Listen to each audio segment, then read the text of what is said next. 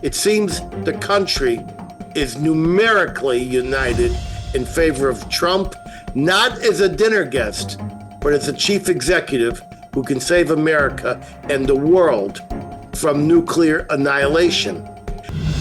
And now, The Edwin Black Show.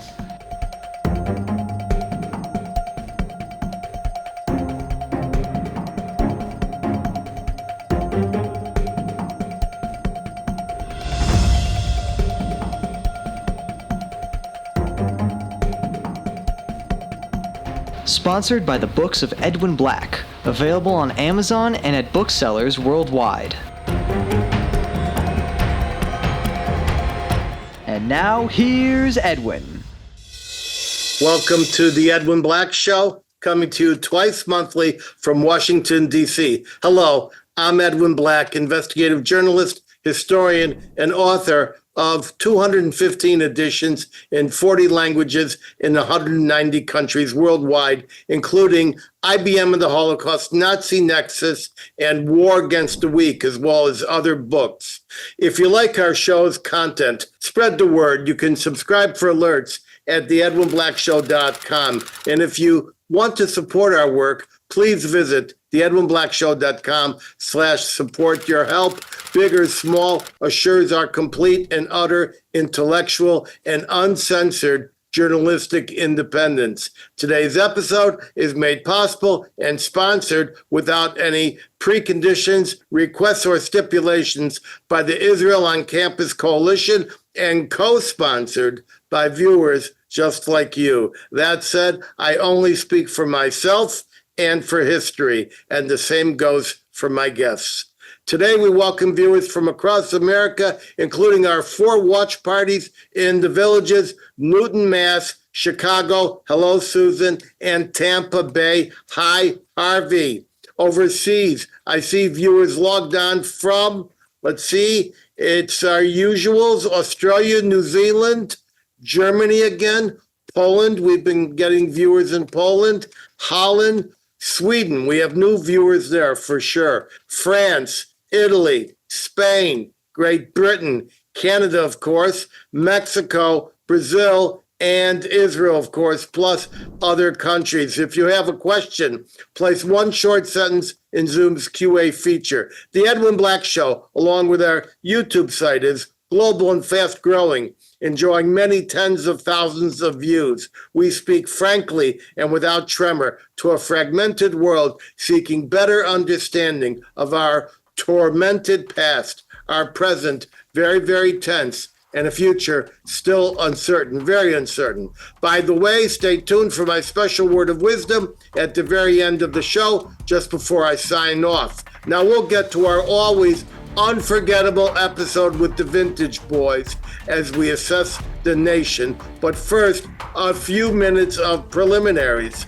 The announcements at the Edwin Black Show and our companion YouTube site. We have just released more compelling and hard-hitting episodes. First, see our very disturbing The China Threat, Part 4, just uploaded. Second, we have just released a soul-impacting episode created last month in Auschwitz when I was the scholar in residence for the International March of the Living. We did it at the dreadful concentration camp and elsewhere in Poland, as well as Israel. Yes, I refer to live from the March of the Living. All of these are edited with gripping music and unforgettable imagery. See them and share them. My appearance tour continues. In August, I will be among the headliners in Washington, D.C. at the big summer student conference held by the Israel on Campus Coalition, and then I appear with Empower You of Cincinnati. Find all my appearances at edwinblack.com/events, and let us meet up in your city. Stand tall until we meet. Finally, I remind my viewers of a terrible website publishing the ghoulish videos from October 7th. This contains just some of the war crime documentation Israel will need to prosecute after the war. See it at Hamas-massacre.net before the deniers win their war of denial. Now to World War J, as I continue to document a tiny sampling of the daily hate, violence, and escalating oppression inflicted upon the Jewish people, as well as Israel's war against Hamas and the other Iranian proxies. First to the war in Gaza. At this moment, it is winding down. Israel has largely destroyed most of the Rafah terrorist formations. This includes eliminating a well-known physician, Fadi al-Wadiya, who served with Doctors Without Borders, and that caused quite an outrage when he was taken out, until we discover that Dr. al-Wadiya was both a physician and a member of a special rocket commando with Palestinian Islamic Jihad. And yes, we have the official photos of him in his unit with his colleagues from Islamic Jihad.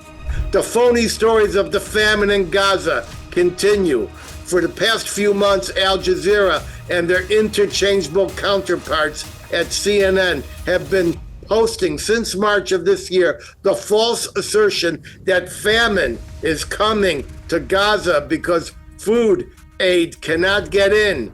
Numerous UN and international aid groups have stated this is all false. The latest being the Integrated Food Security Phase Classification Famine Review Committee. It's a special but elite group within international aid groups. And it states that the predictions were false. And today, there is more food, not less food in Gaza than last March, and there is no possibility of famine. Part of the problem is that Gaza gangs attack the trucks. Hamas fighters shoot people on sight who accept the food because it prefers starvation as an international tactic, even as it hoards food supplies for its fighters. In addition, Gazans have asked the Biden administration to stop what they call the aid bombs. These are the pallets of food dropped by parachute, which too often land on a tent and kill everyone inside. But now that Gaza is winding down, Israel will be turning to Hezbollah, Iran's proxy in Lebanon, armed with hundreds of thousands of rockets and other projectiles. Hezbollah has turned the north of Israel into a largely uninhabited zone.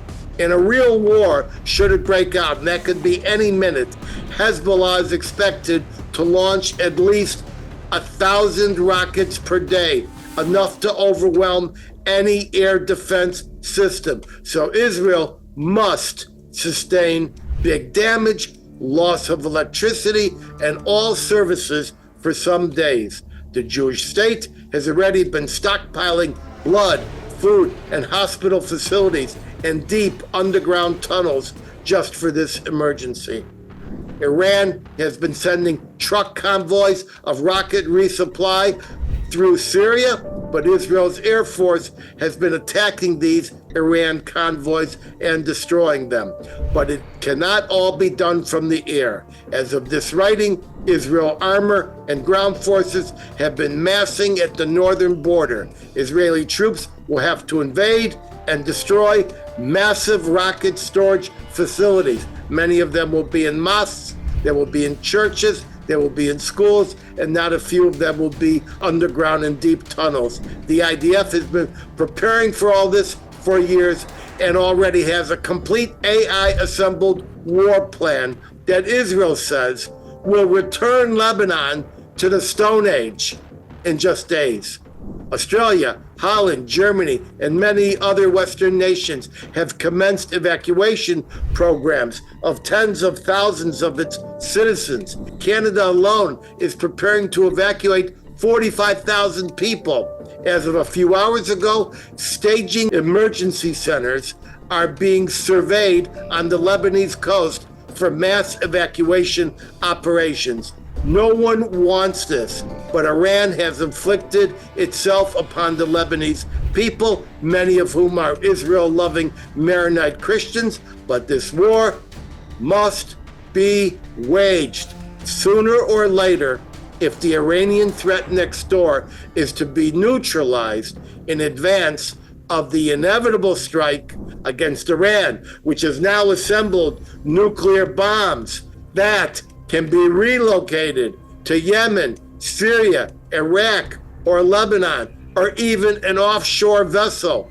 2024 and 2025 will be a year of constant warfare, and the warfare is not limited to the Middle East. World War J is impacting Jewish people with open discrimination and even violence worldwide, here and in the US. Start with Belgium. The Brussels municipality has canceled the upcoming soccer game with Israel for, quote, security reasons. France. First, we heard a few days ago that all Israelis would be banned from even walking into the famous French Defense Expo, even though 80 Israeli contractors were scheduled to attend. The High Court in Paris just overturned that discriminatory rule, but not in time for the Israelis to reschedule their visit.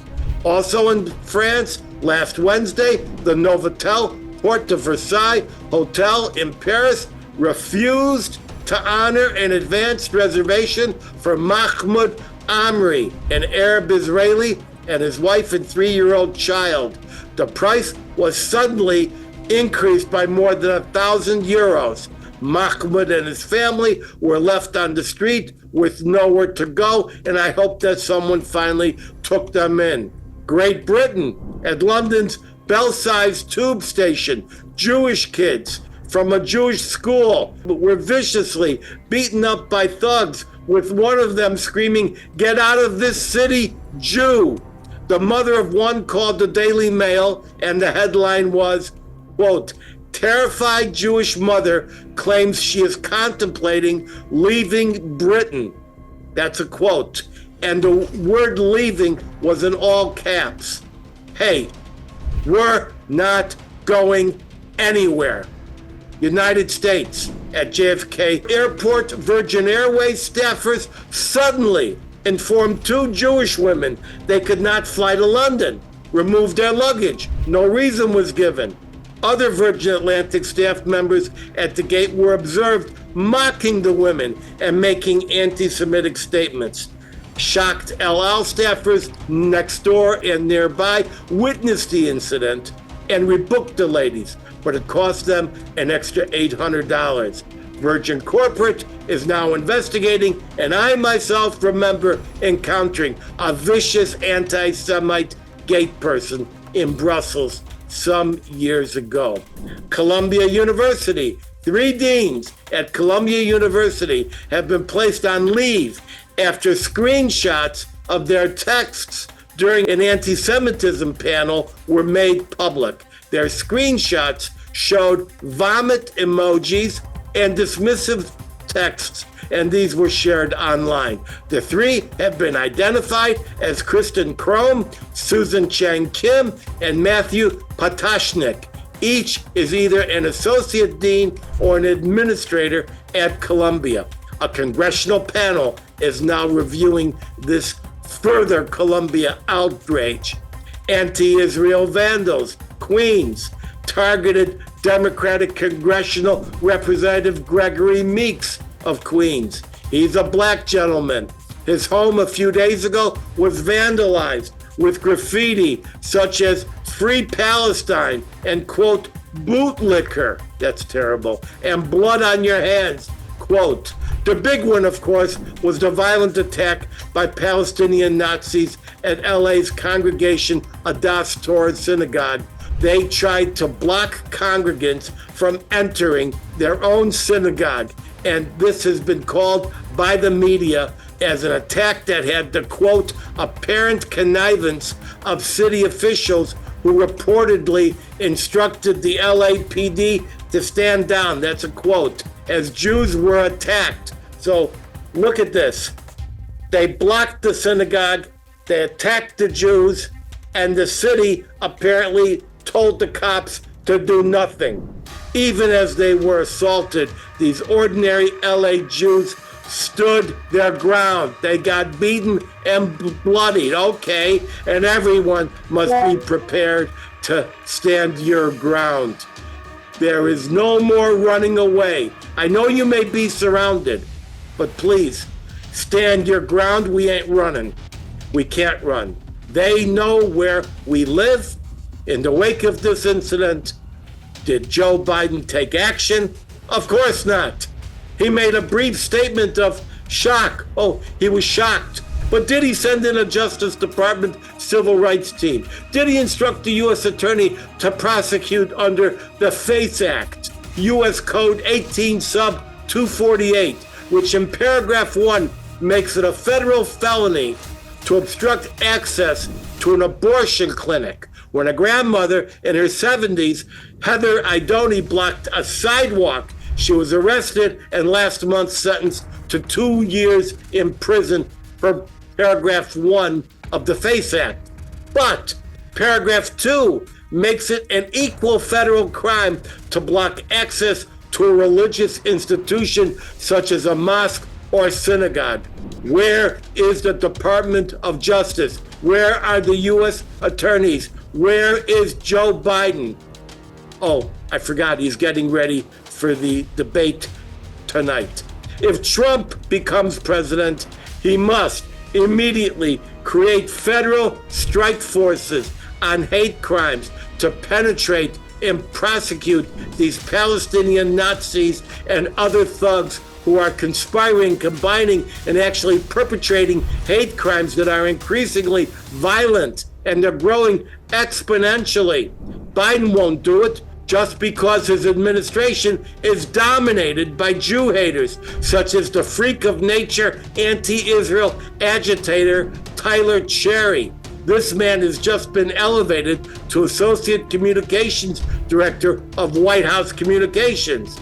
Here's a guy who dresses like a woman, and who has just removed thousands of nasty anti-Israel and anti-Jewish posts from his social media because he is now in the media spotlight for his hate speech. Despite all the extraordinary anti-Jewish attacks we have seen in recent days, I now identify one country as creating a permissive atmosphere for Jew hatred and Jew endangerment that will surprise us all. This once enlightened nation now deserves our immediate enhanced attention as a dangerous place for Jews that must be checked and blocked.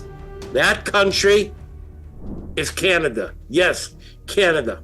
B'nai B'rith in Canada reports that last year, 2023, it recorded 5,791 incidents of anti-Semitism, which more than doubled the 2022 level. Of these, there was a 208% increase in violent attacks. Jews are being stalked in their communities by screaming Palestinians, and they walk right up to the front door. Half of all hate crimes in Canada since October 7th are against Jews. Yet Jews represent only 1.4% of the total Canadian population. It's not just pro-Palestinian Nazis, it's the actual government itself creating a climate of fear. Canada has blocked further defense weapons to Israel. Holocaust study institutions have been defunded by government agencies and consuls. Kosher meat preparation has been banned. Canada just sanctioned individuals in the nation of Israel because they're protesting the Hamas activities. Toronto is an epicenter of Palestinian-inspired and traditional neo-Nazi Jew hatred. Death threats and anti-Semitic messages are directed toward Jewish Toronto University students all day, and they're seen on school walls all the time. The incidents and headlines are now virtually daily. The Toronto School District has now gone over the Nazi edge. The trustees of that school district have adopted by a wide majority a new rule declaring anti-Palestinian rhetoric to be punishable hate speech. This means that complaining about the Palestinian Authority support for terrorism because of their terrorist salary program, and or complaining about Gaza Palestinians inflicting a genocide against Israeli kibbutzim with a massacre. That is now all hate speech. Canada is descending into the Goebbels Canyon. At the same time, chanting from the river to the sea and falsely accusing Israel of genocide is fully permitted. Jewish parents protested this new policy until they were red in the face, but the school adopted this Stalinist rule. I spoke to a few staffers at the school district. One was prohibited from speaking to me because she was of Jewish extraction. Yes, she was related to a Jewish person, and she was officially prohibited. The official spokesman and a Jewish trustee would not appear on this show. But this, ladies and gentlemen, must not stand. Earlier today, a leading Canadian newspaper, the National Post, ran a prominent article, quote, "Why some Jews are giving up on Canada," close quote. The subtitle, I'm quoting here, "An increasing number of Jews are making the decision to emigrate to Israel due to rising acts of anti-Semitism," close quote. For further insight, we turn to our contributing editor, Sharon Polsky, a world-renowned privacy expert who lives in Calgary. While she is not involved in communal actions, she has observed the fast deteriorating situation in Canada. She now speaks for 2 minutes in her personal and private capacity. Take the screen, Sharon. Thanks, Edwin. And you're right. A lot of people are fleeing Canada for the U.S., for Israel, for a lot of places, to the point that rumors are floating that the government is planning to impose a $25,000 leaving tax on anyone who wants to leave. It's been said for a long time the Canadians are nice and they're polite.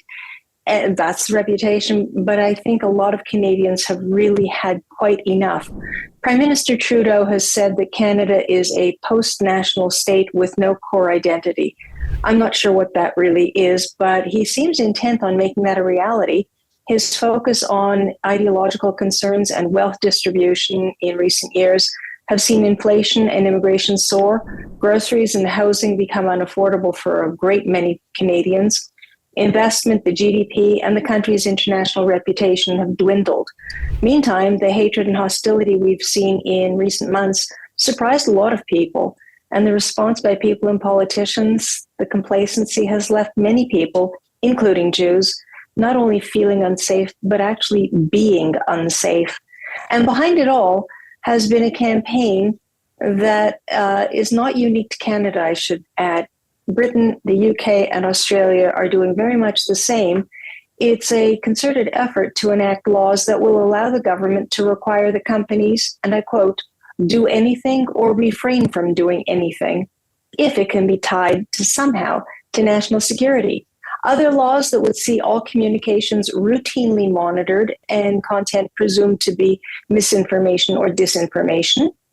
And the identity of every single person who uses the internet would have to be verified under another piece of legislation.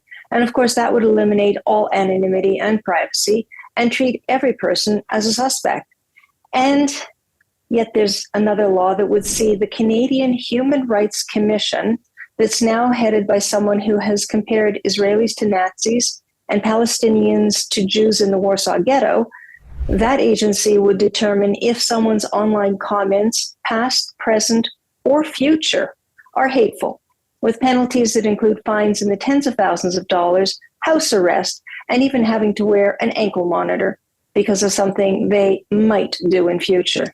The discord and danger cultivated by politicians and political scandals, including foreign interference in the last 2 federal elections, are just the proverbial tip of the iceberg. It's an understatement, I think, to say that the political climate has been divisive, but we are seeing the tide turn, a call for laws to be changed so that Canadians can carry firearms to protect themselves. That's been illegal for decades. There's a Take Back Canada protest being held in cities across the nation on July 1st, Canada Day. And a federal by-election earlier this week saw the governing Liberal Party lose a seat that it has held since 1993. And the government says that it's only because Canadians are upset at the world. They take no responsibility. But all of these are clear indicators that Canadians have really had quite enough. Well, Sharon, that's astonishing. I'd like to ask you a couple questions and follow up. Did I hear you correctly say that there was an aspect of this coming law that will prohibit future speech and possibly require people to wear ankle bracelets based in estimation of their future speech? Did I hear you correctly? You did indeed. Bill C-63, a piece of federal legislation, and it's really quite devious because you can complain to the Human Rights Commission about something that I have said, that I posted online, that I have control over removing, and your identity might be kept hidden. So I have no idea who my accuser is. If your accusation, if the Human Rights Tribunal rules in your favor, I could be forced to pay you $20,000 and at the same time another $50,000 to the government because of something I have said, or if there is a reasonable fear that I might say something hateful in the future. And when will the decision be voted on for this particular piece of legislation? Well, we're fortunate that Parliament just recessed last week for the summer and reconvenes in September. So there's actually 3 or 4 different pieces of legislation that are still on the table, but unless there's an election very quickly, the way it's been working, and despite parliamentary committees that are supposed to study legislation, witnesses that are being invited and disinvited because of filibustering, what they're doing is just pushing through legislation with no public debate, no scrutiny, and it's really quite nefarious. A lot of people are very concerned, and part of the problem is the very people pushing these laws through. Some of them, in private conversations when I've been called to testify before parliamentary committees, have said to me that they don't understand the technology. Yet they're pushing these things through and don't even realize, or care perhaps, that the unintended consequence will be that they too will be under constant surveillance as a suspect. And from one day to the next, it's hard to know what the political tide will be, and what's allowed today might be deemed unlawful tomorrow. And when you've got this piece of legislation where the Human Rights Tribunal should be unbiased, but seems to not be, and the law says that the commission is to adjudicate all matters expeditiously without regard to evidence laws. You heard me right. Ignore the laws of evidence. Just make a decision quickly and push it through. We're looking at a whole horrific regime. And if you want to ruin someone, just put in a complaint. You're looking at the Committee of Public Safety during the reign of terror. All right, I want to ask you one quick question before moving on, and I know that you have other activities to get to. Do you personally know of anyone who has discussed the prospect of leaving Canada due to anti-Semitism and the climate against Jews? There's been discussions in my own family.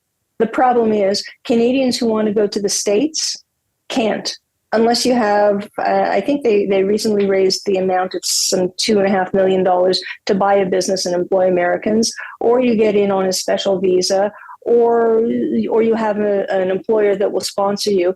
Most Canadians can't get into the U.S. And as I was told many years ago, the only places that will accept Canadians are places that Canadians wouldn't want to go to. But yes, there's an awful lot of people that I know, I have spoken with, who would love to be able to leave Canada, and many have already because of the political climate. Wow. Thank you, and we'll see you again. So, ladies and gentlemen, I just want to say here that Jewish organizations in Canada must stop with the petitions and the pleas and turn to the courts, while the Canadian courts still provide a semblance of relief. We need an army of Canadian attorneys like the one that has been developing in the U.S. that is filing a lawsuit every day. I'm talking about Stand With Us, the Brandeis Center, the Lawfare Project, etc. We see one such case in New Brunswick, where Israeli-Canadian Shakit Sirkan was attacked viciously by an older female Muslim student at Leo Hayes High in Fredericton. We have the video. It's awful. Eve will post it to our show notes. Here's the zinger. The Jewish girl was then warned by teachers to not be alone in and around the school. Hey, guess what? The Jewish girl is now suing. Mike Murphy is her lawyer. Mike, take the camera for 2 minutes and tell us what the heck you're doing about this outrage. Well, thank you very much for the opportunity to speak. We have commenced a notification under what they call the Proceedings Against the Crown Act to give the government notice that in 2 months we'll be bringing action against the government, the school board essentially, for having allowed a toxic environment to build that culminated in 2 separate attacks on this young lady. There was a walkout by the students, and including a member of the faculty that had been known to the administration for a few days in favor of the Palestinian cause, so to speak, or the Gazan situation. And the reality was that this was allowed to proceed. Now, we know what happened on October 7th. 1,200 people were viciously and demonically killed. And I wonder if it had been a walkout planned for the newly formed Nazi Party of New Brunswick, whether it would have been allowed, or whether it was in favor of the Ku Klux Klan. Most likely not. There's going to be a number of other individuals that will be named in this lawsuit. It's necessary because the government federally has not done much to protect the minority rights of the Jewish community. I shouldn't say much, has done essentially nothing. Justin Trudeau is the king of the woke, and probably history will judge him very harshly. The only deviation I have from some of the comments of our previous speaker is that the Charter of Rights and Freedoms will be administered over time by these lawsuits. And I do believe that there will be protection for security of the person and for liberty of the person, and more protections will be enforced, but that's going to take time. It could very easily be done right now if the federal government were to push for new laws quickly enacted to protect the minority and to remove the religious exemption, which is being stretched from a very narrow meaning, essentially, in the legislation to this broad thing, because it's gone, the streets in Toronto, for example, have gone from pro-Gaza protest to just Jew hating. And yes, young students have been followed to school. There's an action planned against the Toronto School Board. We're dealing with the lawyer in Ontario on that, and ours is going ahead. And it's just become a Canada that many of us don't recognize. And we feel that we are abandoning our Jewish neighbors and friends and those we grew up and went to school with unless we act. And so I think the civil actions will happen more and more. And I think ultimately when Justin Trudeau is forced politically from office, I think you'll see a substantial reversal. The opposition leader has spoken out against the inaction of the government repeatedly. So things could get better, but it's going to take quite a bit of time, and it's going to take a lot of people banding together. But right now it's being run politically because of the large concentration of immigrants in the Toronto area. Those are a lot of seats. And Justin Trudeau, I believe, still thinks that he has a shot, although he's becoming extremely unpopular, and especially for having abandoned the Jewish community. Well, first of all, I want to thank you for the work that you're doing. I'd like to clarify something. You made a reference to the charter, and the charter in Canada is similar or has the same personality as our Constitution in the United States, correct? Very much so, very much the same thing. And ultimately, there is language and interpretation of that language that will that will assist and protect minorities, and specifically the Jewish minority throughout the country. But, the justice moves slowly, as you know, especially when you have to go through the civil side. The criminal side moves much more fast. I don't know of anybody charged with hate crimes in Canada because everybody seems to be fearful of the religious exemption. And I don't think any religious exemption in the Criminal Code of Canada was ever intended to assist those who call by their very nature, their charter, for the genocide of all Jews worldwide. So none of that makes sense. We have suffered internationally. It is a country that's unrecognizable to many of us, but I do think we will be able to set the pendulum straight and get back to the respect internationally and the protection of Jewish people that we've lived with most all of our lives. But it's going to take some time, and weak political leadership can't be tolerated. And that is what we've gone through. That's the cause of it all. Now, Mike Murphy, I know you're not Jewish, but thank you for doing the work that you are doing in the name of both the community and the rule of law. How many guys are there out there like you who are working on lawsuits, filed or unfiled? Is this something that you know or don't know? I don't know, but I believe, based upon my communications with other organizations, that there are probably at least a half a dozen or more across the country. You need to have a bit of a profile to push some of these things, and you need to get some attention to the cause. So there's not that many, but by leading the way, and I'm the former Attorney General of New Brunswick, and I've been at this 40 years. By leading the way, others will jump on board so that there will be zero tolerance for any of the spectacles that have gone on. And there should be zero tolerance instantly because of the Criminal Code of Canada, which is not being enforced. And there is no pressure from the federal government. There is a tacit approval of these crazy demonstrations that have just turned into, Jew hating. It's really appalling. Gee, where have you heard this before? Okay, so now I'm going to, first of all, I want to thank you, Mike Murphy. Thank you very much. Stay in touch with us. Now I'm going to say something personal and profound against Canada. And before I do, I will allow my esteemed Canadian guests, Mike and Sharon, to exit the camera so they will have no association with what I'm about to say. I'll wait 5 seconds. All right, I see they're off the camera. Here it is. Folks, I've seen this before with Nazi Germany after January 30th, 1933. Canada, it pains me to say this, but Canada is fast approaching Nazi Germany in the 1930s. It is time to isolate Canada for its policies.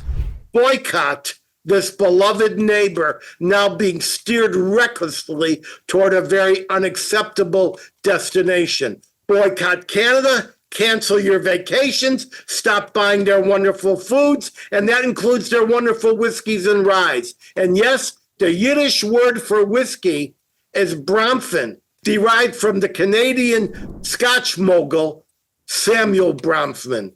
In particular, boycott Toronto. I also asked the American Congress, the American Jewish organizations, and the President of the United States, even if your administration is weighed down with anti-Semites and freaks of nature, I ask you to get a spine brace and intervene with the government of Canada directly and through international organizations. This is precisely what the United States did in 1933. I refer to the Million Man March against Germany that jammed into Madison Square Garden, March 27th, 1933, not quite 3 months after the Nazis came to power. Save Canada from itself before it is too late to save the Jews of Canada. Wow. Never thought I'd say it. And now to our primary purpose, the pre-Independence Day edition of the Vintage Boys, our gurus of fine whiskey and other spirits. This episode is about the forthcoming election. I will ask each of them to assess the state of the American Republic. How great is the danger to our freedom? And what does this election between Trump and Biden mean to the U.S. and the world? And then what's in their glass? Now, everyone knows we have one very passionate anti-Trump panelist on this show, and the rest have already made up their mind in the other direction. So I'm now taking bets with the group. I say Jeff will never pull the Democratic lever this November. I'm betting a bottle of fine mezcal. Let me poll the boys. Zalmi, are you betting that Jeff will not pull the lever? Take the screen, Zalmi. I still think Jeff will. I think he reads the New York Times too many times a day to change the habits of a lifetime, much as I love the guy. Well, so you're not willing to bet a bottle that Jeff will not pull the lever? Not even a 10-year-old Glenlivet. No. Yeah, nobody wants a 10-year-old Glenlivet. Shel, is Jeff going to pull the lever? No, he will. He will pull the lever for Biden, unquestionably. Wow. Last time you guys thought he'd never pull the lever. Josh in London, you think Jeff is going to pull the lever or not? Well, I'm going to punt. I think he'll cast his vote. He'll waste it on some independent. He'll waste it on, well, that would be an improvement. All right. Yes. Ben in Israel, do you think Jeff is going to pull the lever? No, and I'm going to tell you why. Because Jeff's going to go to a re-education camp managed by me for 30 seconds. And I'm going to put him in the re-education camp right now and ask him a simple question. And I'm going to prove to everybody and himself that he's actually Republican. He just doesn't know it, but he's going to know in 30 seconds. So, Jeff, just answer these 3 quick questions in 30 seconds. Do you believe in life? Of course. Liberty? Yes, Pursuit of happiness? absolutely. For 100% of the people? Yes. Congratulations, you're a Republican. Yay! Wait a minute. What are you betting that Jeff will not pull the lever, Ken? What bottle? Milk and honey. Oh, milk and honey. Okay. All right, let's go to Jeff and get the answer here because I can't take it anymore. Wait, Jeff. I thought Zalmi was going to get to go first. Well, wait a minute. I want to know, are you going to pull the lever? So I'm going to ask you all to reconsider your projection as to what lever I am going to pull after you have heard my commentary on the state of the United States and the world. All right, but don't have any ad hominems. Okay. Zalmi, tell us how bad you think it is for America right now. And then tell us also what you're drinking and do it in that order, please. Take the screen. First of all, I have to have a drink first because I've been waiting for this. And I'm drinking Ben Riach, 16-year-old Ben Riach. It's a 125-year-old distillery where they still do things by hand, unlike the Glenlivet distilleries, which are all run by robots. So l'chaim to all of you.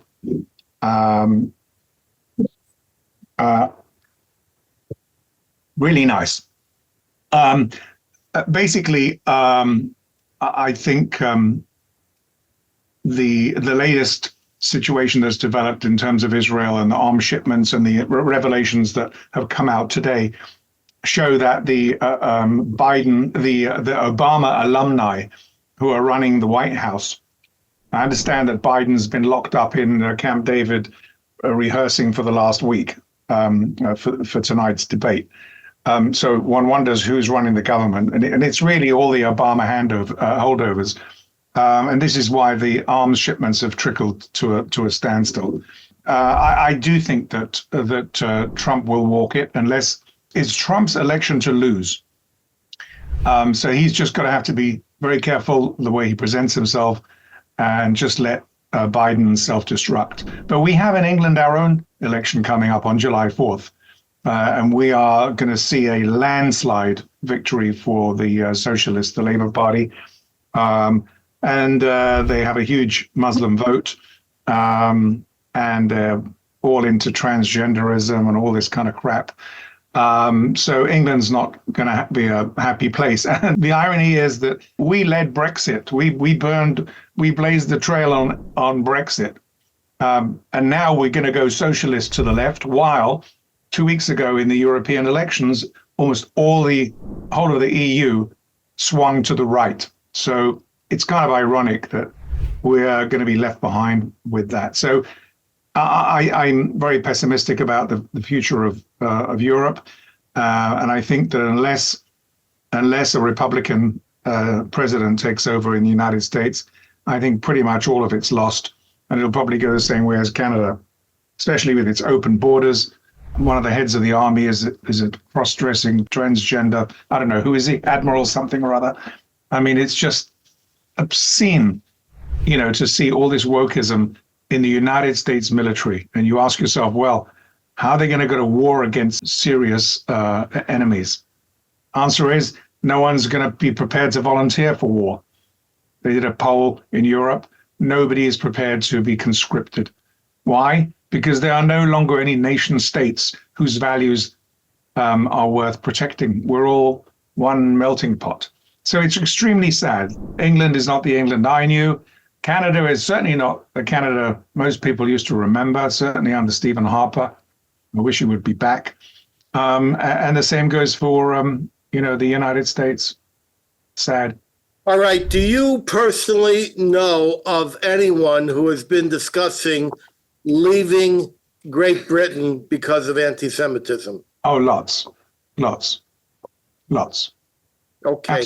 Absolutely. They know the way the wind is blowing here. All right. And tell us what you're drinking one more time. I'm drinking a Ben Riach 16 triple cask, 3 cask.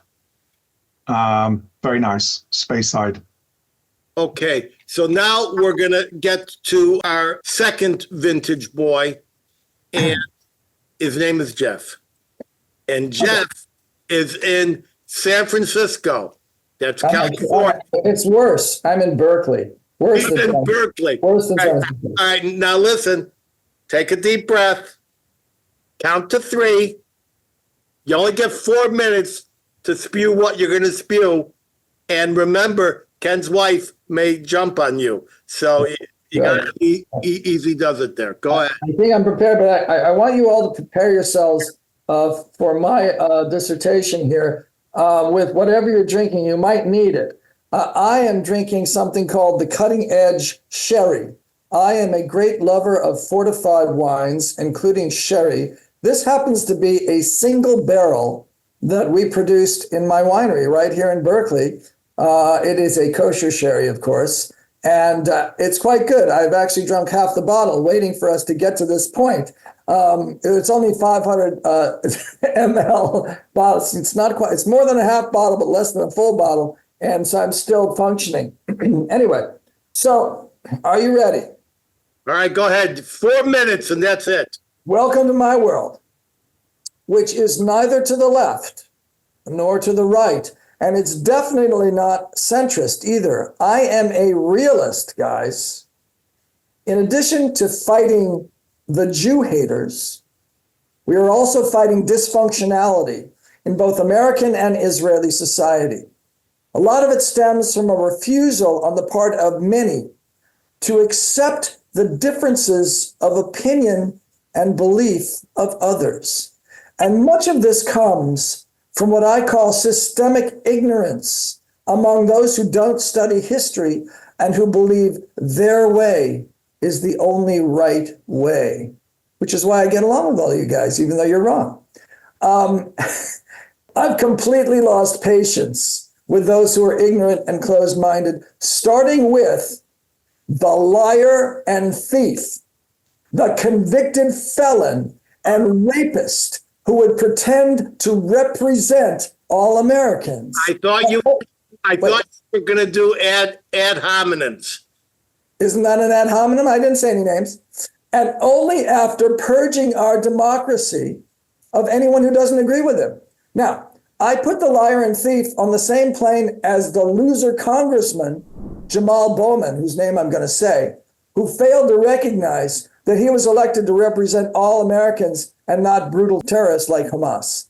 Despicably, in my opinion, it's only my opinion, guys, but I'm right, both the liar and thief and Bowman regularly resort to public profanity, probably because they are frustrated by their inability to comprehend the details of history, government, and human nature. I think they're both a disgrace. Moving along in this vein, let's remember Bibi, who I hold responsible for creating an environment that encouraged October 7th and for failing miserably to manage his government, his cabinet, his army, and his people. Bibi's not stupid, okay? But he's sure acting that way. And I see no future with Bibi, only chaos and division. And speaking of chaos, let's not forget to slam Israel's deluded, lazy, and cowardly Haredim, who refuse to defend their own people and their country with the same lame excuse that Torah study is more important than defense. I am personally boycotting Torah study. Not that that matters to any of you. I am personally boycotting Torah study until those clueless cowards get a life and start fighting to protect all of our lives. Conscription in the Israeli army is not an option. It's a commandment and a privilege for both men and women. Those Haredi who call themselves conscientious objectors should be sent to Gaza to study Torah. Let's see how long their Torah study protects them from being massacred by the Jew-hating Arabs there. If the Haredim want to go back to living in a medieval system where prayer trumps reality, they might as well get used to being slaughtered again, as we were throughout history when there was no Jewish army. God defends only those who defend themselves. I'm almost done. The same holds true for those Jews living in the U.S. Despite the efforts of certain well-meaning Congress people, no one will save us but ourselves. I'm afraid the battle here in the U.S. is only beginning.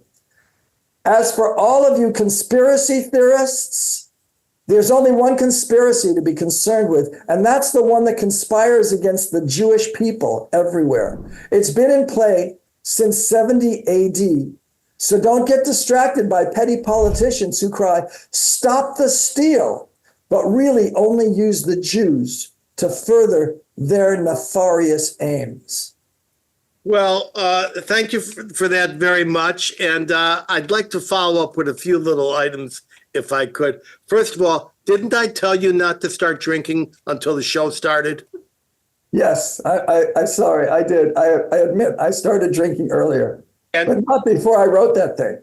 All right. Second of all, which vintage of your sherry did you drink, double-edged sword? No, the double-edged sword is our brandy. Brandy. But the bottle you just had, what's the vintage on that? I don't know. It's what's the current vintage, Hebrew vintage? What's the current Hebrew? 5778. Okay, so it's I think it's 57, 76 or 77. Okay, good. Now, you also made reference to something called the Haredim. Now, you may find this strange, but most of the people watch this show are not Jewish.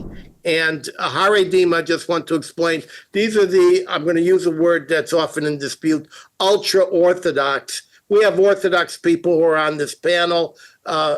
Many of the people who watch the show, but these are the guys who study Torah all day and think that they're above serving in the Army. They want an exemption. I happen to have a question from New Jersey on this very topic. So I want to thank you for bringing that up. Now, you were hoping to shed light for people who don't know history. The people on this panel live and breathe history. The people who are watching this show are living and breathing history. I sell a book an hour because my universe is based on history. And my fears for what is coming our way is completely based on history. Not hysteria, but history. Nonetheless, I want to thank you for your comments.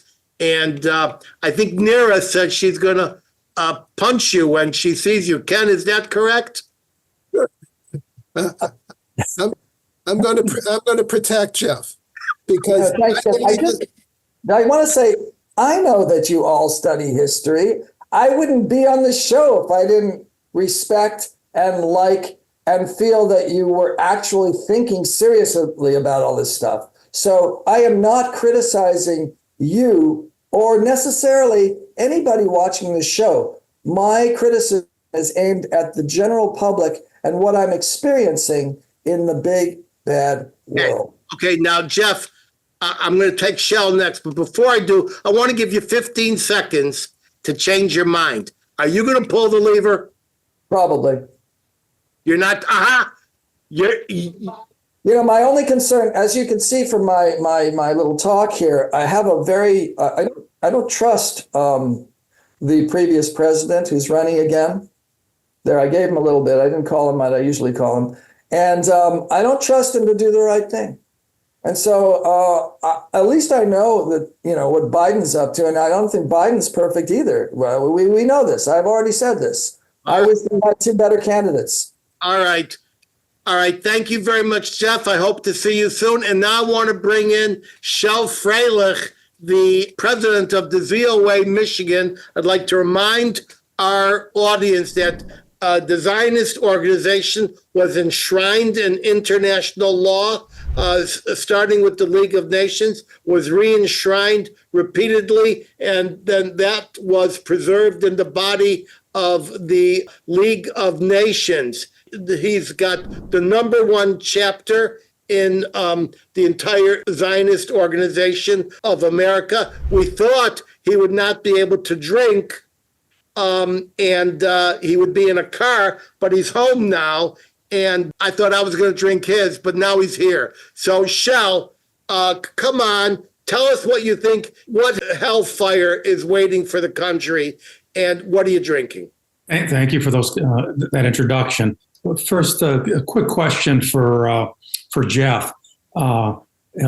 He had a tirade about the ultra-Orthodox in Israel, although many religious Zionists enlist in the IDF, and many of them are in elite combat units. But I know he had a tirade about the ultra-Orthodox not joining the Israel Defense Forces. My question is, just to be consistent, how come he doesn't bring up that Israeli Arabs who are citizens are exempted from being drafted and enlisting in the IDF, but he feels that that's fair and that's okay? I was just wondering why. No, I didn't say that was fair and okay. In fact, I didn't even address that because that wasn't what I was talking about. And by the way, we all know that, I mean, I go to an Orthodox shul. I know a lot of Orthodox Jews who are fighting in Gaza right now. And in fact, I have friends whose son was just killed recently in Gaza. So I feel very strongly that, you know, anybody who pretends to hide behind Torah is not worthy of living in Israel, and they should go live in Brooklyn probably. But in terms of Arabs in the army, you know, first of all, the Druze are Muslim and they fight in the army. And there are Muslims in the army. Excuse me if the Druze are not Muslim. They're a derivative Muslim group which also enshrines aspects of Judaism and Christianity. But I understand what you and they wear loose pants. There's a lot of craziness there, but nonetheless, I can say that because I'm a private individual. But okay. I think that I know that there are Arab Muslims in addition to the Druze fighting for Israel, and I think anybody who is trustworthy and a patriot, regardless of religion, should be defending the borders of Israel. Just a little more complicated, and we all know that if you happen to be an Israeli Arab. I would just like, before Shel takes over, I'd like to say the obvious, that the borders of Israel are protected by the border police. And the border police are largely the Arab Druze, underpaid and over-injured in the community. They are one of the fiercest and finest of our community. But thank you, Jeff and Shel. Take it away. What do you think is going on with the country and with your bottle? I'll save my vitriol for the enemies of the Jewish people and for our enemies rather than for other Jews. I don't think we should focus our vitriol on other Jews. My concerns are for the nation and the world. Israel is fighting an existential war for its existence on 6 fronts. And the current U.S. administration has been slow walking and delaying the needed munitions for 6 months. Political pronouncements from U.S. officials demonstrate to the enemy that Israel is increasingly unsupported and isolated. The U.S. is signaling that Israel will stand alone in fighting Hezbollah on the Lebanese border. Just a day ago, Joint Chiefs of Staff Chairman General Brown, said that the U.S. may not help Israel in an all-out Hezbollah war. Shameful. The United States' strongest ally is Israel. Israel is fighting against the Iran-led jihadist threat alone and is doing it alone for the Western world. Canada, we just spoke about Canada. Canada just imposed sanctions on individuals and entities in Judea and Samaria, labeling them extremist settlers, perpetuating falsehoods, and declaring that attacks resulted in forced displacement of Palestinian communities, a total falsehood, and ignoring near daily air violence against Jews in that region. This is just among the latest blood libels against the Jewish state, such as causing widespread famine, targeting hospitals, etc. And violence against Jews is becoming rampant in many localities and colleges in the US, Canada, the UK. And elected government leaders, university officials, police officials, and judicial authorities are out to lunch. They're failing at their duties. Pro-Hamas demonstrations in the US cities and college campuses are blatant support for Hamas, and there's no punishment for these demonstrators. Support for this US designated terrorist entity, Hamas, is illegal and subject to prosecution, but our officials do nothing. And the main pro-Hamas protest entity, Students for Justice in Palestine, is a Muslim Brotherhood entity which should be prosecuted. Its members should be jailed or deported for giving support for this US designated terrorist entities. And like Ken has mentioned, college leaders should be prosecuted for allowing this dangerous entity on their campuses. But I want to turn to something a little more positive. To me, the glass is half full, not half empty. The U.S. is nearing its 248th birthday, a remarkable constitutional republic. And Israel, it's been now 76 years to the miracle of the rebirth of the Israeli entity, the Third Commonwealth in 1948, a true miracle. So we have many, many positive things to celebrate. And as you know, I've many times talked about rye whiskey. Although I love Scotch, I love bourbon, I am a big fan of rye whiskey. Rye whiskey was the first whiskey in the United States we're coming upon Independence Day here in the U.S. Rye was a grain that was grown up and down the eastern seaboard. So rye whiskey was actually the first U.S. Whiskey to be popular. So I'm drinking Willet Straight Rye. If you can see my bottle, okay. Is that clear enough, Edwin? That's good. Okay. And this Willet Straight Rye, it's 104 proof, aged 4 years, distilled and aged and bottled in Bardstown, Kentucky. The 104 proof, it's bottled at cask strength, so it's not diluted when it comes out of the cask. And tasting notes on the nose, there's just layering of brandied cherry over a mildly tart cherry. It opens up, releasing cinnamon and baking spices. That's on the nose. And then on the palate, L'chaim. Time. It's a robust rye with dark cherry, burnt vanilla spices, a hint of soft wintergreen mint, and the palate, it just goes on for days and days and days. It's a delicious rye with a weighty mouthfeel, insanely well balanced, and you'll find yourself smiling the more you're drinking this dram. And the finish on your palate's long, the spices dominate, and the cherry punches through at the end while the rye continues. It's a remarkable rye. It's not easy to find, by the way. I can't find it here in Michigan where I live. I was in Virginia visiting my son and his family, and on the way back, I stopped off in Maryland and picked it up at a liquor store. So, and obviously you can get it in Kentucky and you can buy it online, but it's not an easy bottle to find. L'chaim. Time. L'chaim. All right. Thank you very much, Shel. I very much appreciated everything you had to say. And now we're going to go to our moment of collective inferiority. We're going to go to our number one expert on whiskey, rye, and other fluids, the guy who puts us all to shame, no matter what Ken is reading from the internet, no matter what Shel is sensing, no matter what I have figured out.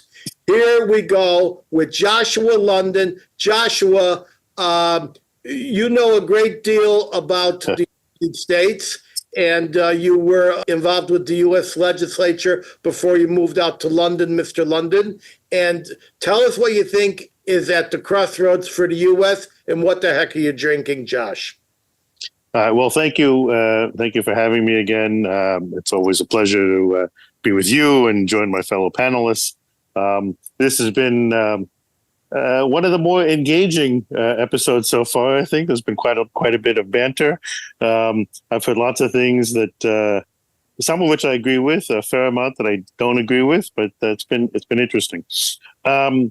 So from my vantage point, the United States, I would like to be able to say that it's at a crossroads moment, that there is a crucial election around the corner. But in fairness, I actually believe that for some time the United States has been in its period of post-American greatness. And it's a bipartisan failure. Let me be clear about that at the outset. And that some presidents back, they tip the scale in the wrong direction, and the federally paved highway to oblivion is a clear line. It's the government, so it moves slow, but we keep passing the off ramps. There was a brief moment under former President Trump where I thought there was a possibility of, to use his phrase, making America great again. And I think it's as close as the United States has come in a very long time. For all sorts of reasons, he was a flawed savior, so to speak. Not quite the right phrase, but I think people understand what I mean. And I don't know that what he has to offer next is as good as what the promise was before. To be clear, I will take it over a somnambulant Biden any day. If the choice is between them, I'm an always Trumper. I'd rather the choice be someone younger and very, very different aptitude. But it is what it is. You fight the war with the generals you have.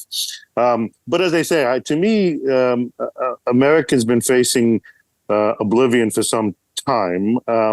And a lot of the crucial questions are still not being addressed by anyone and are not even subject to debate. The terms of the current decision are, if you think about it, are pretty narrowly defined. And so there's a sense in which whether you choose this turkey or that turkey, both of whom are well past their prime, well into their anecdotage. One of them, of course, was seemingly embalmed a decade ago, but it is what it is. The choice, I think, is clear to anyone who cares, certainly about a lot of the issues we've discussed already. I think in general, it's a clear choice for virtually any semblance of quote unquote good government. Again, from the vantage point that America's well past that ideal. But it won't stem the tide. I don't think Zalmi made a comment in the comments section, which I think is correct. We've discussed it before. Europe, the United States, their best days are behind them. Israel's best days are still ahead of it. It's a very rough patch, and I know a lot of Israelis who don't get that same sense of it. Even the ones who remain vibrantly optimistic, it's hard for them in the moment, perhaps, to envisage what the best days ahead of them look like when the war seemingly is not going the way it ought to. Clearly, not the way that the army is able to do it at this stage.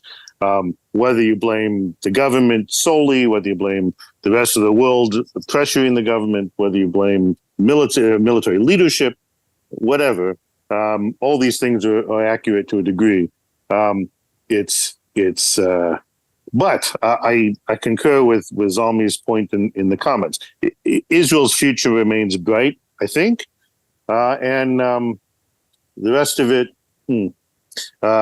So that said, in order to salve my wounds, I am drinking a very familiar, friendly Lefroy 10-year-old. I don't know if you can see that well.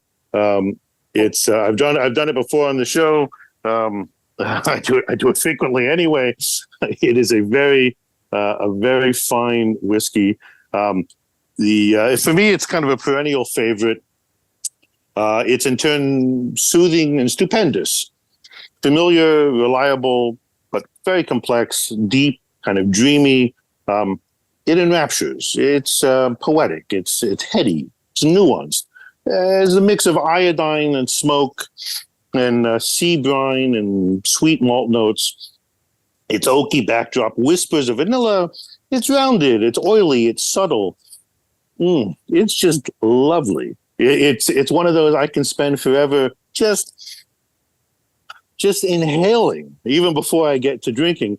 But it packs a bit of a punch. It's only 40% by volume in the official bottling, but it's heady. It packs a real punch, and it has enough of that sort of medicinal fish oil, seaweedy presence to keep you grounded and alert.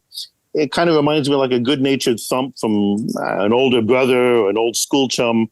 It's not for all tastes. It absolutely suits mine, and it absolutely suits this moment. It's a brilliant whiskey, and it's a good way to toast what will hopefully be a moment of pause in America's ongoing decline. Here's to the United States. I'd like to just say that Lefroy 10, if I could just make a comment, Lefroy 10 was actually my on-ramp to single malt scotches. And at that time, if you remember, no one cared about Lefroy except a select few. It was an inside fan club. And the advertising program for Lefroy was, it's not for everyone. And when I my novel, the leading character, my novel was Format C: a wonderful book that very few read, but he drank Lefroy, and Lefroy actually the head of their distillery in full kilt down to Barnes and Noble in New York to sponsor my book signing there. So I'm a wonderful fan of Lafroig, and I would urge everyone, after you finish your second bottle of Lafroig 10, please look at Quarter Cask because that is wonderful as well. All right. Absolutely.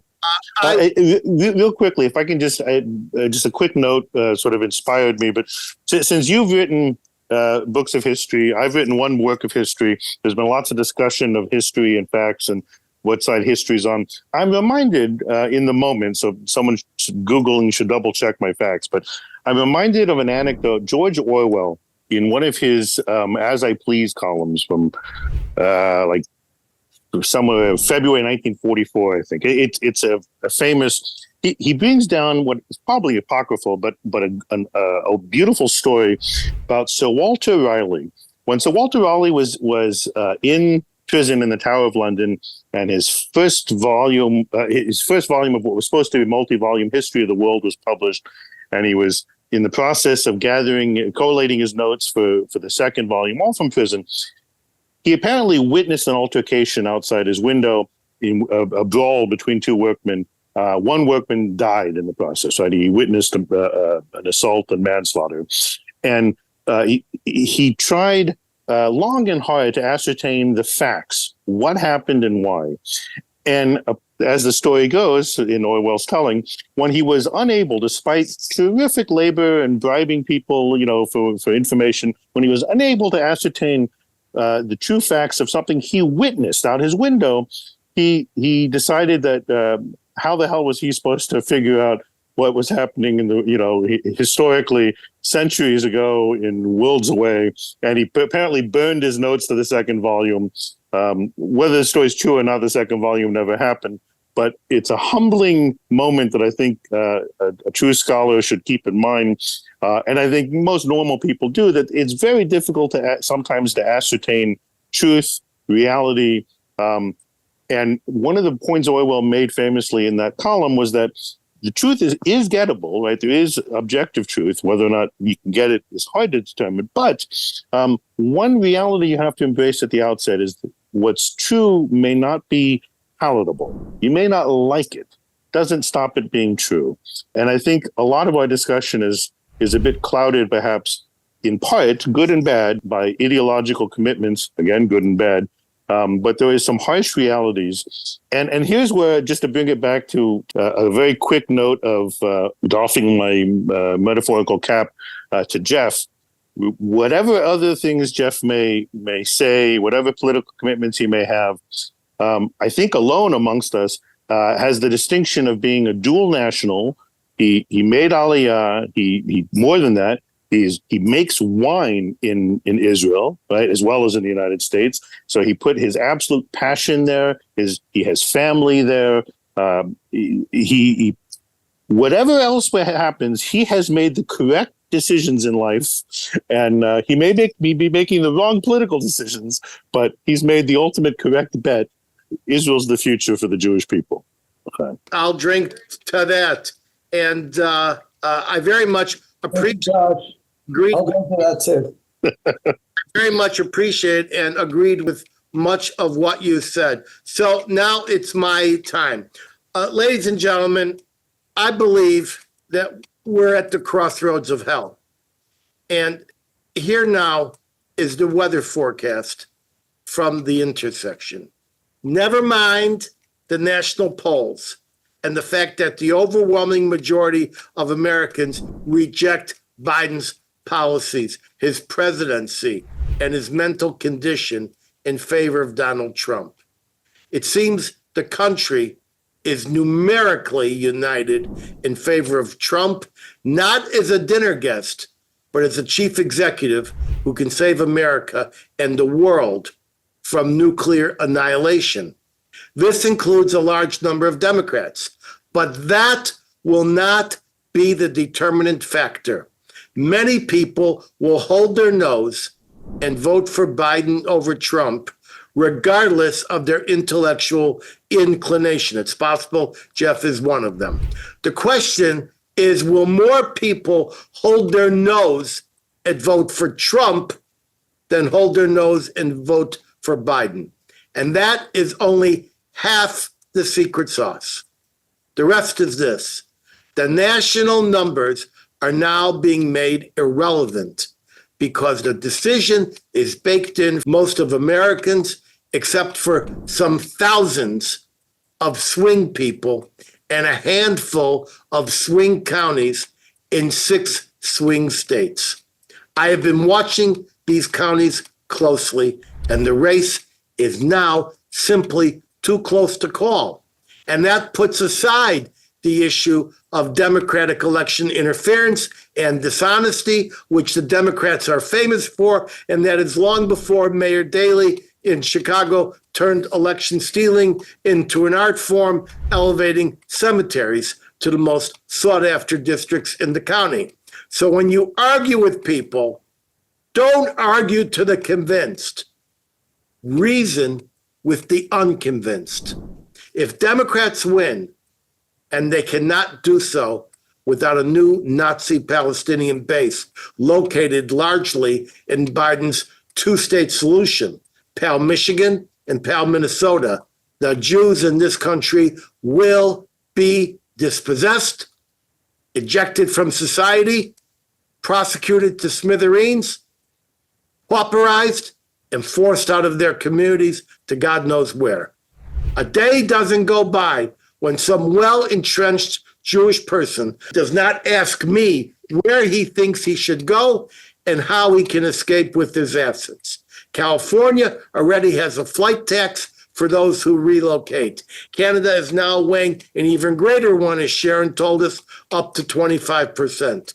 Both are modeled after the Nazi flight tax of 25% against Jews, which I wrote about in my book, The Transfer Agreement, which was the very first book about the financial aspects of the Holocaust. Even the top of our community panelists on this show have thought about leaving their country, thought about something that a year ago would have been a laughable idea, but is today a lamentable reality. At the same time, the Biden camp and the Harris successor camp will dismantle Israel if they're put back into power. They will stop the flights. They will pull back recognition. They will arm Hamas through this fake aid pier. They will engineer the destruction and genocide from the river to the sea of all of Israel. This is what the Democratic base, the new Nazi base, not the old base, is openly wishing for. This awareness is finally setting in for many, but not enough of the many.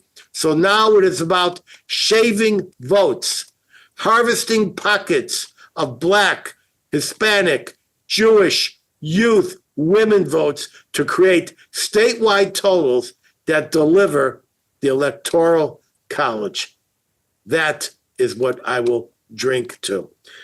Now, I'd like to tell you what I am drinking. First of all, I thought that Shelley was going to be in a car and I was going to have to drink his bottle.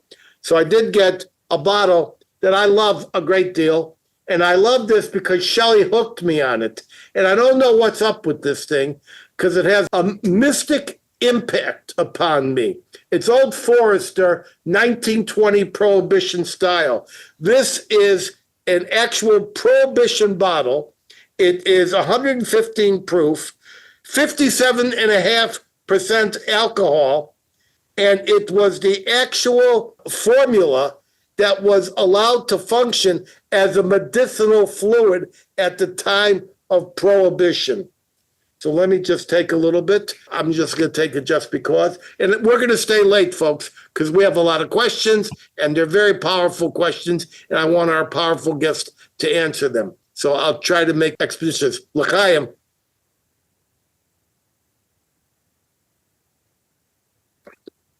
It's got notes of everything that Josh would normally say it has, and I can't do as well as Josh, but I'm just going to say when I have this, and I don't know why Shelley did this to me, but it takes me back. This bottle takes me back. It looks like it's taking me back. This looks like a medicine bottle.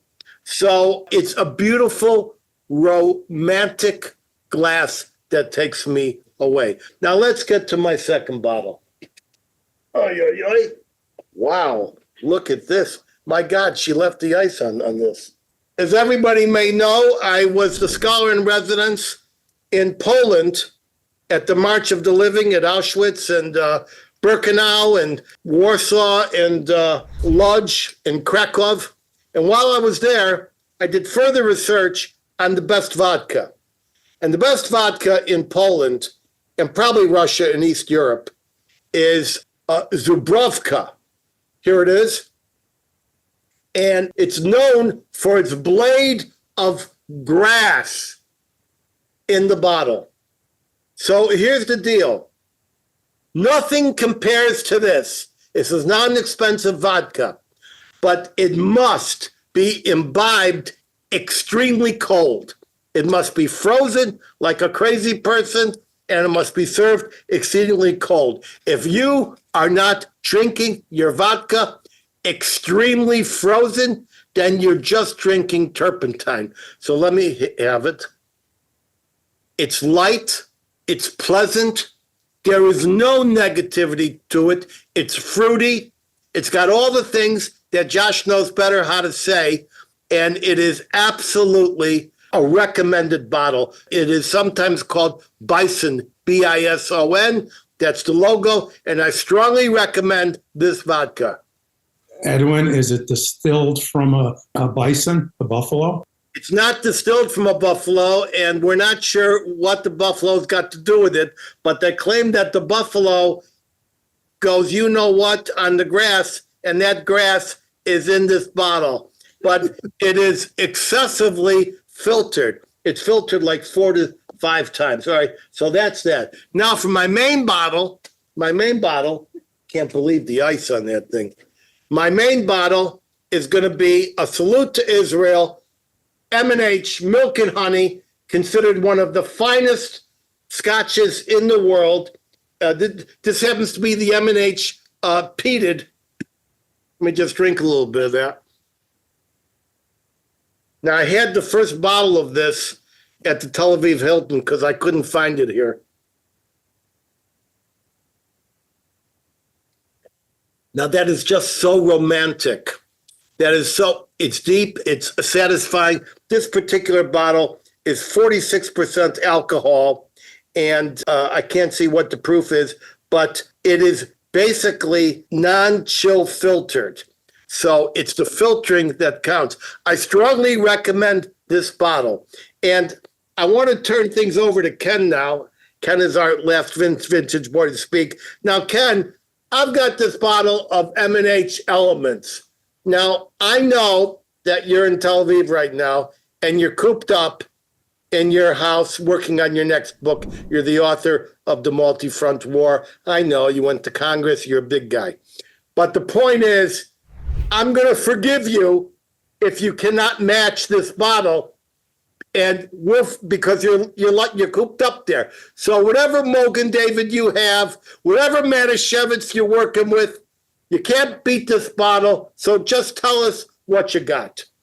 Well, I'm a professional challenge seeker. So anything you can do, I can do better, except produce 2 million books. Other than that, anything you could do, I could do better. It's, great minds think alike. And you had mentioned M&H, which stands for Milk and Honey, when we met in Israel a few weeks ago. So I decided that that bottle was not up to the standards of an aristocrat like myself. So I got a single malt whiskey like yours, M&H, but it's a special reserve. And they made 300 bottles, and I got 171. What number bottles are you on that? Does it say a number? Mine just says Montgomery County Liquor Store.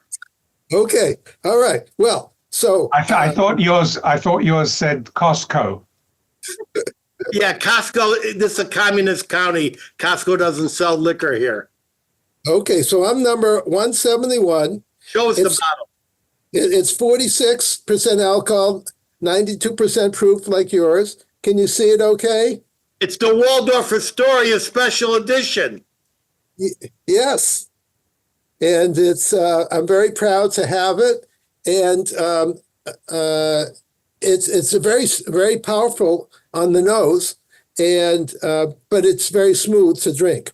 So this is a collector's item, unlike yours, which is for the masses. This is for the aristocrats. So I'm proud to have it, and I share it with my many aristocratic friends. Ken, it's a collector's item, but it's half gone already. Yeah, what do you think about that? Who drank the other half? I was having so much fun watching everybody that I was heavily drinking tonight, and I had some before and tasting. So let me mention 5 things about one more thing about the whiskey. It's hot climate maturation. That's what it said on the internet. The distillery is only 10 years old, and it's the only distillery in Israel, and it's based in Tel Aviv. So I'm happy to help support the Israeli society. Let me mention 5 things about the election in about 2-3 minutes. The Republicans are going to win for 5 reasons.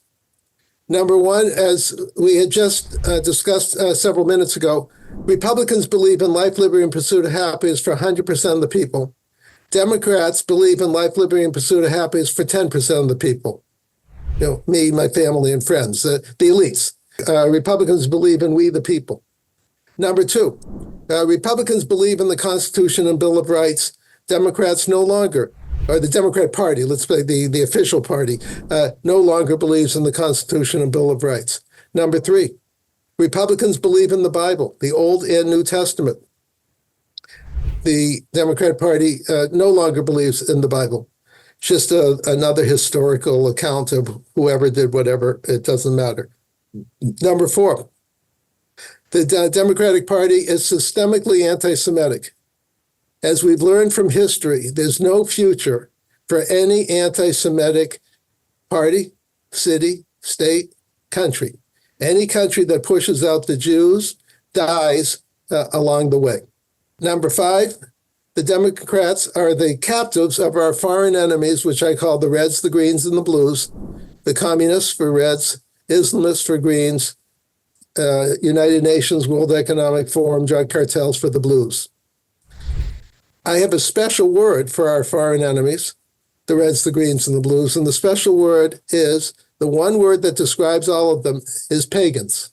So the number one reason the Republicans are going to win is because the election's not Republicans versus Democrats. That's what the newspapers say. The election is God versus the pagans. And I'm going to bet on God.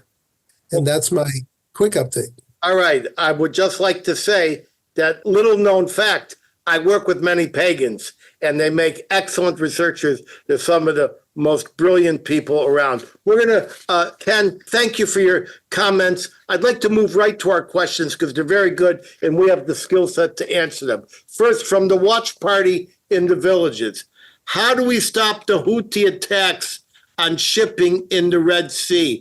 I'm going to answer the way I wish to. Then I'm going to throw it to Josh London because he is, although he's a wine connoisseur, he is steeped in military tactics and defense information. So I think the Western coalition is finally figuring out that they cannot defeat the Iranian Houthi terrorism onslaught against shipping by just shooting down the incoming and attacking the attacks. I think they have to go on shore, and they know that finally now. And over the past few days, there have been 6 strikes, mainly against Kamaran Island near the Yemeni port city of Salif, which has been involved in most of these tactics. So I think the way to stop them is to have a gigantic, coordinated onslaught. Take down their eyes and ears, command and control. Of course, that can't be done without assessing the mapping of where these people are and where their installations are, and just take them out one by one with ground forces, with naval forces, and with air forces. Very quickly, Josh, what do you say? You know military tactics. So I think your assessment is correct. I would venture to guess that the military analysts have actually understood this from the very get-go. It's political decisions that have and political necessity that has prevented military logic from dictating the course of action. It's always a lot more popular just to lob stuff from a safe distance, even though it's always a bit more limited in scale and scope. So I think that's correct that it takes a multi-front approach. That said, I don't think they're going to do it. I think at the end of the day, they'd rather be humiliated periodically. It's the West has a consistent pattern here, the Western nations, as we see with Ukraine as well, that they're happy to talk tough from a distance. They're happy to make matters worse from a distance. You stir the pot, but they're not so keen on being in harm's way themselves. And it's not just the politicians. There's a lot of really bad military leadership involved here too. So yeah, I'm not sure they're going to do anything substantive about it, but that is the correct. Ultimately, it will take a multi-front approach, and really, the Houthis are the proper way to deal with this is to focus on Iran, right? But that's no one has a stomach for that apparently either. So it is what it is. All right, watch part. Thank you very much for that. The watch party in Newton, Massachusetts. What is the real purpose of the Gaza aid pier? Is it food or a future weapons supply route? I say it's not for food because they haven't delivered any usable food and because they've only been operating for 16 days out of like 80 days because of rough seas. I think they're establishing a weapons supply route, and they'll be holding on to it until they think that Biden can win, and then they'll try to dismantle Israel. Quickly, Josh. So my own assessment is that it's neither, that it's strictly stupid politics. It's the administration determined to be seen to be doing something substantive. It was probably a particularly harebrained notion from a vague moment of clarity by the commander-in-chief. And I think that once he enunciates himself clearly enough, they're stuck with the decision, despite the fact that it's all wrong in every which way as it keeps collapsing. It wasn't even remotely designed correctly for those waters. But I don't think it had any actual intent other than virtue signaling. It's just smoke and mirrors and BS. The money would be better spent taking so whatever non-combatants exist out of harm's way for good. But whatever. Yeah. And a waste of $250 million US dollars. Okay. Correct. But they don't mind that. It's just taxpayer money. All right. Watch party in Chicago. How much of the black vote does Trump need to beat Biden? Well, the answer is probably 25%. He currently has 17%. This is from the watch party in Chicago. But there's a big but there. According to a recent New York Times and Siena College poll, they say that approximately 20%, and that's the number you should remember from this exchange, in the key swing states of Arizona, Georgia, Michigan, Nevada, Pennsylvania, and Wisconsin, they will back Trump. And that is why Trump went to the South Bronx, why Trump went to the black church in, was it Detroit? I forget. And why Trump went to South Philly, because it's all about shaving votes. Because remember, it only matters what the statewide total is in this. So, Ken, do you have a thought about that? 30 seconds. And I think what you said is logical. I don't have anything extra special to add. Okay. EMJ in Union, New Jersey. What are the likely ramifications given the Sephardi head rabbi's threat of a mass exodus if the Haredim have to be inducted into the Army. Now, we don't want to schedule another show on this, so I'll just make my statement first, and then I will go to Zalmi. So I say this. You want to leave? Leave. You want to go to Ben Gurion? Go to Ben Gurion. There's religious Jews all over the place, Orthodox, ultra-Orthodox, who are marching into the hole, running into the hole, running into the bullets, risking their life for you. And you think you can't sign up? There's women doing this, and you think you can't sign up? There's women running tanks, and you think that you're above it? What did one of the generals say? You want to go? Go to Brooklyn. Well, one thing, if you go to Brooklyn, you got to get a job. Got to get a job. You want to go to London? You got to get a job. So, Zalmi, what do you say? In the immortal words of my favorite comedian, Mel Brooks, in Blazing Saddles, Lazem gain, let them go. That's what I say. You want to go? You go. What's stopping you? I mean, you book first class seats. You have gigantic bags. What's stopping you? You want to go? Go. So, New Jersey, I hope you're answered.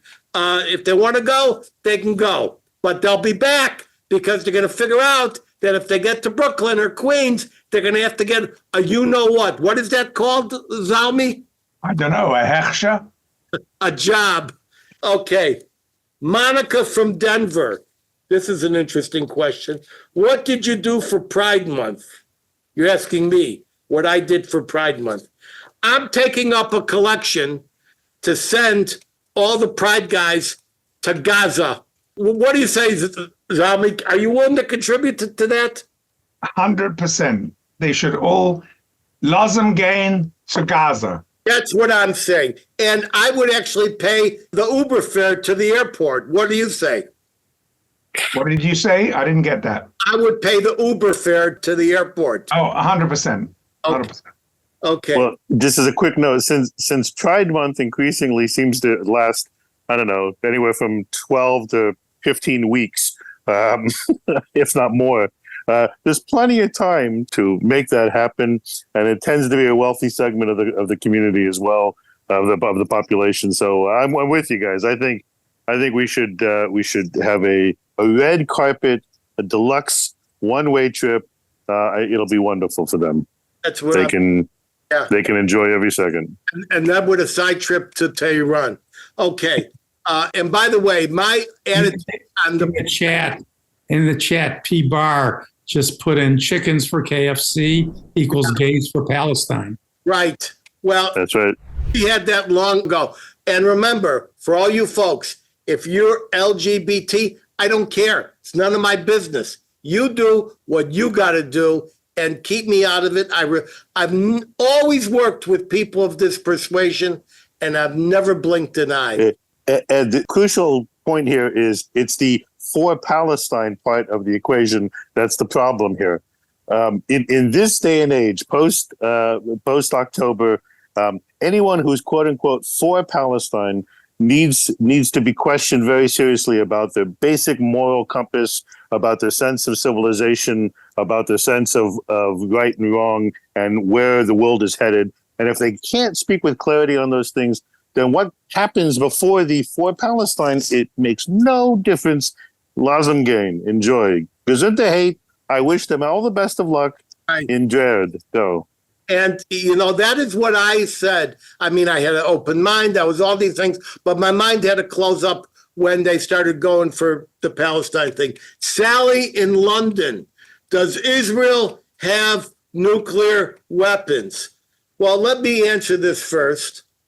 Does anyone know the Sonal gas station on the way to Dimona with the excellent cafeteria and the sculptures and stuff? Do you know that gas station, Josh? Yes, I know it well. So I would say at this point, I think everyone will agree with me, Israel has zero assembled nuclear weapons. Would you agree with that, Josh? That's the official line. But ironically, I happen to know, and Israel allowed it to be known, that they were now enriching and upgrading the plutonium nature of their non-existent nuclear stock. Here's a question from Rita in California. In how many years will much of Europe be Muslim majority? I'm hearing 100 years for France and less for some smaller countries. Will they finally get their caliphate in the West? Well, the guys that I've been talking to feel that that moment is upon us right quick. Jeff, do you think that you're going to see a Muslim majority in Europe anytime soon, or what do you say? Well, if I understand correctly, it's already about 40% of France are Muslim, I believe. How observant they are, I don't know. I think that, the Europeans have done a great job at importing cheap labor from North Africa, and they forgot about the fact that cheap labor isn't going to want to go back to North Africa. They're procreating way better than we Jews are. I think I agree with you all that this is a danger. All right, let's say here now, anybody gets the wrong impression, I will speak. Be very careful not to lump the Muslim world in with the Islamist world. The Muslim world, and remember, one of the most populous of Muslim societies is Indian society. And I've never met an Indian Muslim who is not wonderful. And it is absolutely true that there is a giant wall between the average Muslim and the thing that we're talking about, which is Islamist. These are two different things. So be careful with your neighbors, and let's watch our nomenclature. Shel, what do you got to say? Real fast, if I can just jump in on that last point, I think there's a valuable point to remind everyone of, that as much as the demography equals destiny logic is sound in and of itself, people should keep in mind demography is a social science. Social science is a sluggish and look backwards and project forwards. History is riddled with people making crucial decisions, people and peoples. And I'm not convinced that the nations that gave us the Shoah not that long ago are going to go so quietly into the night if they feel threatened, regardless of how self-neutered the political leadership may be. We're already seeing shifts of a rightward shift where the conversation is necessarily changing on a lot of those things, not necessarily for the better, as is generally the case. Particularly for Jews, in the big picture of things. And as you correctly point out, Islam is a vast religion with lots of different adherents, lots of different schools of thought. I just caution people to be too glib in presuming that it'll be neat and tidy package for the end of history of Europe. I think it's unfortunately going to be terrible and potentially very bloody, likely very bloody. And I think it's a very bumpy road ahead, even though it may very well be that all the favored European capitals as we know them will cease to be as we knew them. Well, that's just a word of caution. It's a whole nother story, but the most important thing is we need to separate our Muslim neighbors and colleagues from Islamists, because 100%. Because those guys would have no tolerance. ISIS-K would have no tolerance for those Muslims. And of course, remember, 15% Muslim world is Shia, and they have no regard for the other 85%, which is Sunni, and vice versa. So this is another point of contention. For those who study Islam like myself, you have the information. Here's another question from Roy. All right, Shel, 30 seconds. You want to say something? Go ahead. Yeah, I just wanted to put in perspective. Daniel Pipes, the Middle East expert, says that of the billion Muslims on the planet, about 20 to 30% are Islamist supporters. about 10% Islamist, another 20% that support them. So yes, you're right. The other 70% are not Islamist, but that's a significant amount that are Islamists or support them. And as Sisi, the leader of Egypt, said, Islam needs a reformation. The Islamic religion needs to extricate the Islamists from its fold.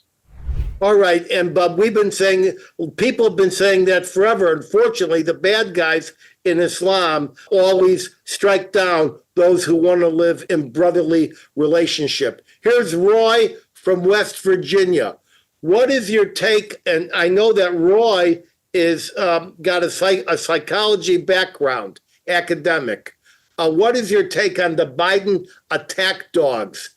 He's got violent dogs, and this is often a reflection of the owner and negative personality traits. Like people have suggested that maybe Biden is beating these dogs, or someone is beating these dogs, because they always seem to be biting. It's not just one, it's several. They always seem to be biting someone. So, Zalmi, what do you say? Do you think that there's some negative personality traits that come down to the dogs issue with Mr. Biden? I think the entire White House is rabid. Okay, so it's not surprising that the dogs behave the way that they do. And there's also, of course, the cocaine that hangs around in the White House. Maybe these dogs are sniffing some of the cocaine. Yeah, that would be animal cruelty. Okay, guys, I'm going to hurry this up. We are out of time. I want you to hold for my closing word of wisdom, just 1 minute away. But first, I want to thank my very knowledgeable guests. I also thank my talented international team, including Holly in Nashville, beautiful family, Eve in New Jersey, Richard in the Philippines, Luca in Serbia, as well as many others in numerous additional cities around the world. My team, each of them, is comprised of very dedicated people. We all owe them. I'll see everyone back here in 2 weeks at 3 p.m. Eastern. You want to be a friend of the Edwin Black Show? Go to theedwinblackshow.com/support. Give me a few dollars. Keep me independent. You want to hear me in person? Fine. Watch my website by consulting edwinblack.com. Check my events page. Until then, head over to any Barnes & Noble in the USA or any Amazon, Walmart, Apple Books, Google Books, or Kobo platforms in 190 countries across this roiling, toiling, boiling planet, where you can find any of my 200 book editions, such as IBM and the Holocaust, The Far Hood. You want an autographed copy? Hit my edwinblack.com website, click books. Get access alerts to participate live in future shows at theedwinblackshow.com. You'll see a much enhanced and exquisitely produced version of this show and prior episodes by subscribing to our YouTube channel at The Edwin Black Show. Click the notification button. Like thousands of others, you will love them. We put new ones up each week, produced by a bold international crew. Follow me at Edwin Black Book on X as well as Facebook. I want to thank my special guests, Sharon Polsky and Mike Murphy from Canada. God should shine upon your country. I want to thank Zalmi, Jeff, Shel, Josh, and Ken for giving us their wisdom. But now my closing word of wisdom. There it is. Some speak because they have something important to say, but some speak because they think it is important they say something. I'm zooming out from our nation's capital. Thank you very much. We really went over, folks. See you next time.